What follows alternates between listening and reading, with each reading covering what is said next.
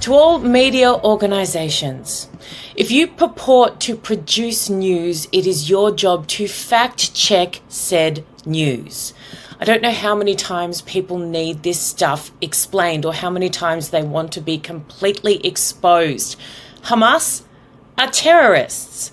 So as well as slaughtering women, children, burning kids alive in their rooms, pregnant women taking hostages, as well as all of that bad stuff, brace yourself, they are also liars.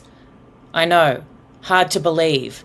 It's not only disgraceful that multiple media organisations around the world are quoting their casualty numbers as fact, it is utterly abhorrent. And Reuters, by the way, their job is to feed other news organisations all of their information. They sent the following alert yesterday, and I quote, "Israeli strikes kill 326 in Gaza, collapsing ceasefire with Hamas."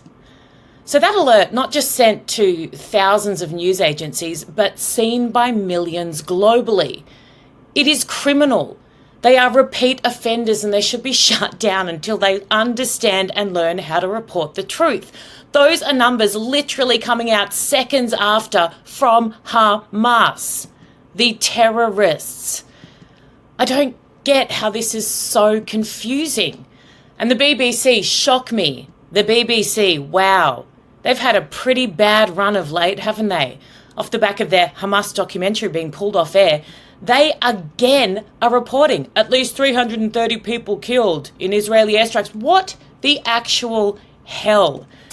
Like BBC, at least they kind of attributed the numbers to the Hamas-run health ministry, etc., etc. One of the worst I've seen, the Australian Today show. Israel, and I quote, launched airstrikes across the Gaza Strip, killing more than 400 Palestinians, most of whom were women and children, shattering a ceasefire that had been in place since January with its deadliest bombardment in the 17-month war with Hamas. This is so dangerous. What are their sources, just out of interest? Mostly women and children. Do they realise that Hamas itself has acknowledged all the terrorist leaders that have been killed in these strikes?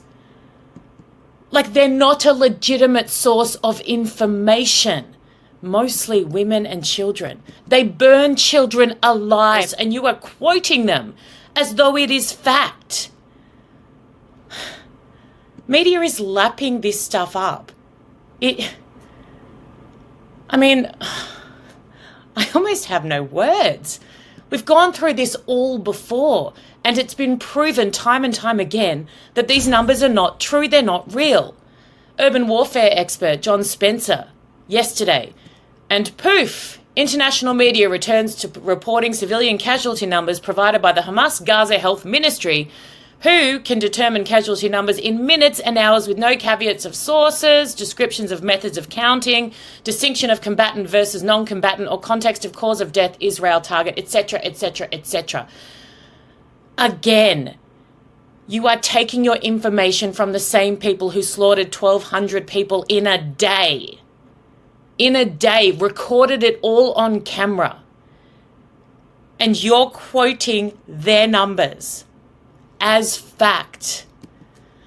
Australian journalist Antoinette Lattouf taking to Instagram overnight, accusing those fighting to eradicate Hamas, again, the terrorists, of being right-wing and cheering for genocide, myself included.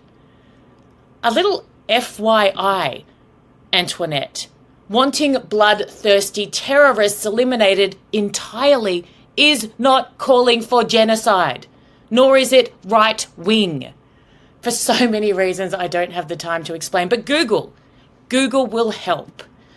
Now do better, as the woke lefties would always say, just to label people as you seem to enjoy doing. And this stuff, it's not just factually incorrect, by the way, it's creating a false narrative that will cost more lives, including the lives you pretend to care about. So doing Hamas's dirty work for them by buying into and legitimizing the very terror they unleash on millions, their own people as well. That is what you are all doing. National security and foreign policy researcher Khaled Hassan on X said this: "I've never seen that many Gazans angry at Hamas. For the first time in my life, the overwhelming majority of Gazans are treating them with the contempt they deserve. I can confidently say that the majority of Gazans I saw commenting online said they want the hostages released in exchange for a return to ceasefire. So people in Gaza absolutely might all hate Israel. Fine. But most know who is really to blame for their suffering. They do. And it ain't their Jewish neighbours. So if you really, really want to help them, all of you who seem to be fighting so hard, help destroy Hamas. It is so basic.